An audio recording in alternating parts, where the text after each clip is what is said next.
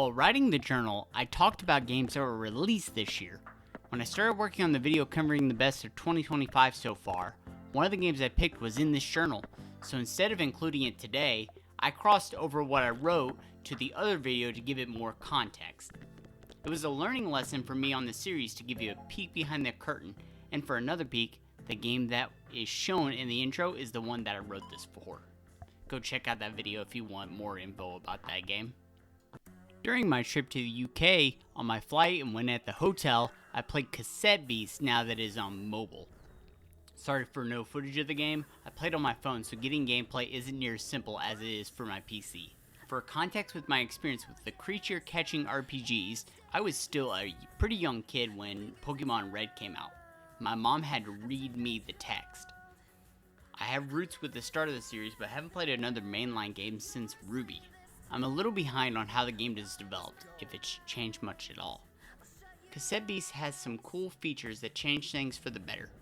Pokemon has type advantages and disadvantages that become so synonymous with gamers. Water beats fire, fire beats grass, grass beats water, etc. But the way it does it in Pokemon, the attributes only impact how damaging the attacks are. Cassette Beasts make it to where attribute interactions can change, and maybe even change the type of the beast as well. Sometimes you need an alteration to a formula to get you interested in it again. When you have had the same meal time and time again, you grow tired of it until someone does something different with the recipe. I grew up loving Pokemon, but haven't played one since the Game Boy Advance. Cassette Beasts is an awesome look at how to adjust the process without much altering of the ingredients. It does make some bigger changes in the fulfillment of quests instead of pursuing gym badges. Pokemon fans that want something different, yet similar enough, this will fill what you're looking for. Once back from my vacation in May, I took the plunge into Hades 2. And when I say plunge, that's not an exaggeration. When I was gaming at the time, I was generally playing Hades 2.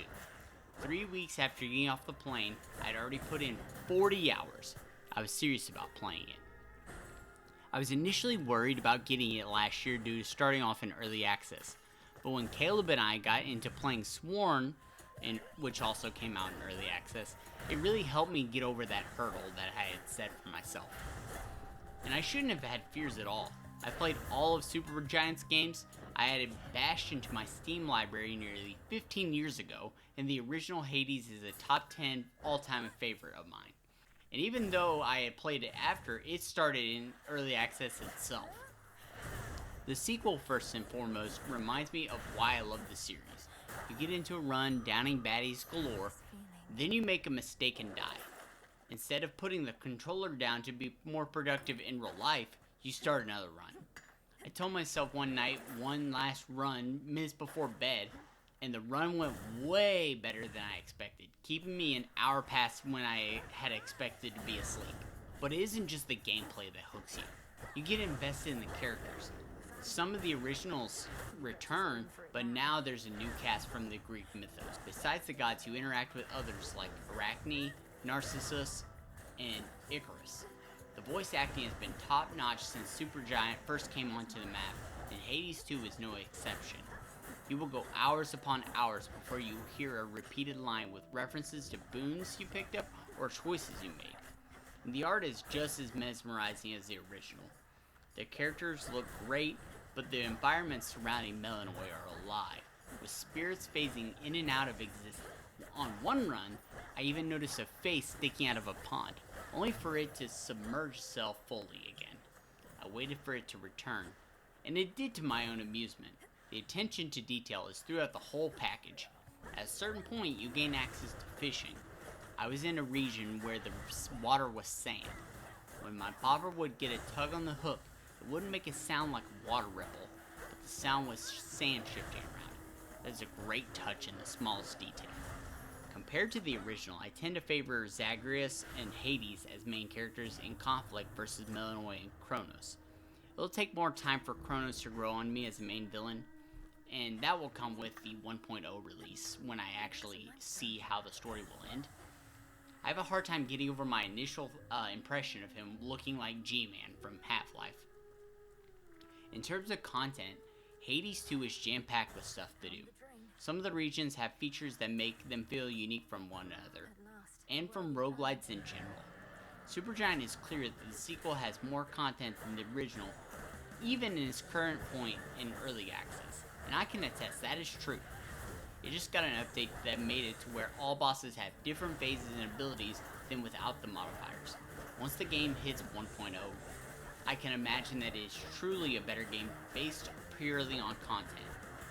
I can see it having hundreds of hours of things to see, accomplish, and discover, especially considering I have over 60 hours just this quarter.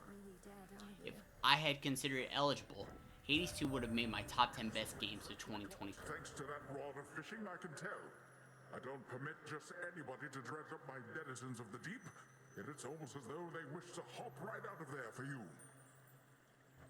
The day the Steam Summer Sale went live, I was inspired by BBK Dragoon posting a video of his must-buy games. After work, I streamed myself talking about my picks for the sale.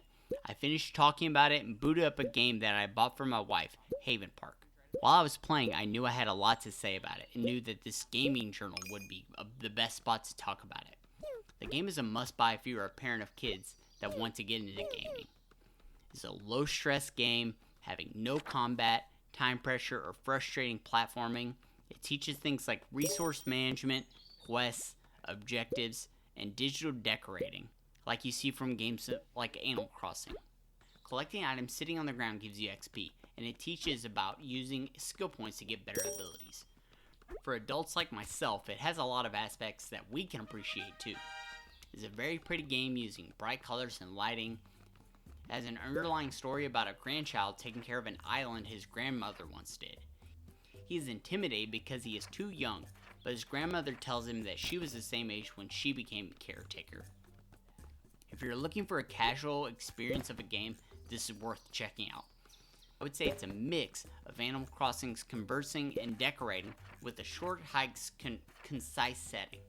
And all the characters are animals, so that helps with the comparisons. I went to it because it was been so hot in the area. The highs have been record-setting, but I wanted the feel of camping.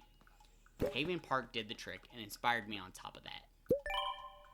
Haven Park did the trick and impressed me on top of that.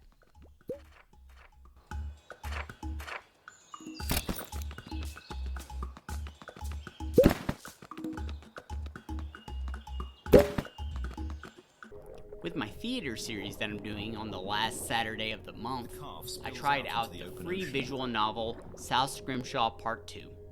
It is a sci-fi documentary of sorts, where humans have traveled to another planet where they have found many aquatic species that are basically cousins of their Earth forms.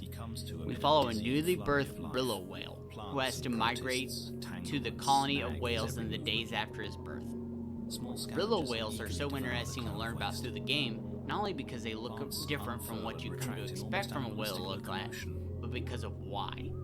Every Brillo whale looks distinctly different based on what species they work together with symbiotic relationships. Not only is it fascinating to learn of fictional whales, but the story is told through humans observing the baby Brillo with an underwater drone. When the text is a different color on screen, you can click on it to learn about the humans who are learning about the planet and other humans that inspired the language they used to speak about Brillo whales. I'm leaving some of the description vague because it finishes in about 90 minutes and it is worthwhile to experience for yourself. I am not one that has played more than a handful of visual novels, but this grabbed my attention. Its focus on fictional science melded with real science makes for a really engaging story.